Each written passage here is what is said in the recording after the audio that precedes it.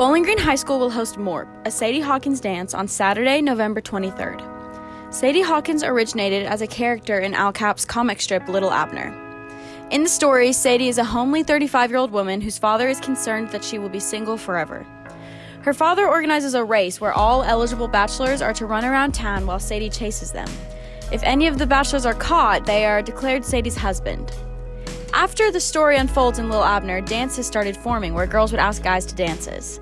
Thus, we have traditional dances like prom and homecoming where guys ask girls, and Sadie Hawkins dances where girls ask guys. While this can seem like a lighthearted event, we need to consider the implications of Sadie Hawkins dances and our traditions generally. Traditions speak to our values. Whether we are aware of them or not, the traditions we follow at Bowling Green High School communicate what we hold dear.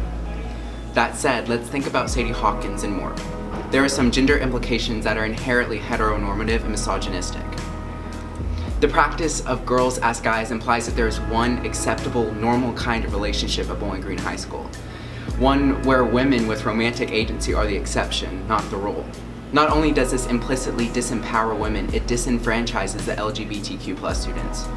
Sadie Hawkins leaves no room for guys ask guys or girls ask girls, and especially disempowers those who don't fall neatly within the traditional gender identities. The major problem then is that some students are by definition excluded by this Sadie Hawkins tradition. Surely that's not the point. The point is to gather together in a low-key environment, to enjoy a night of music and dancing. But why add the extra exclusivity? As a school community, we should be on guard against this exclusion. That means considering the demographics of our student sections, which tend to skew white, allowing girls to choose girls to escort them on homecoming court, which was not allowed last year, or setting definitive dates for dances early, which helps students with less financial flexibility.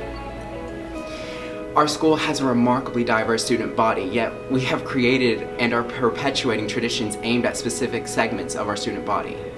If traditions speak to our values, let's speak to the values of every student, not just the ones dancing at Sadie Hawkins. I do think that with Sadie Hawkins, just because it's a tradition, it doesn't mean that we have to always have that tradition. And I know this is a controversial topic, but I honestly feel like it does perpetuate the idea that females should have a designated day to have agency in their relationships. And you know, we don't need a designated day. We can have agency in our relationships every day. And so I do think it's a little archaic. I just want us as a school to be aware of the micro messages we send a student about what's acceptable in terms of relationships. So for Sadie Hawkins, it might be confusing for someone who is a male who's attracted to males. So what are they supposed to do during that? Or a female who's attracted to females.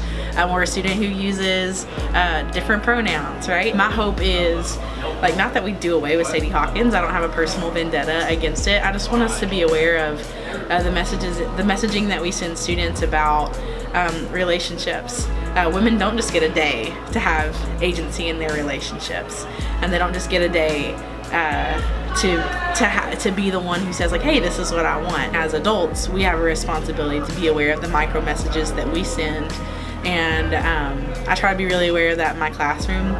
And so I wonder, like, what is the micro message of a Sadie Hawkins day?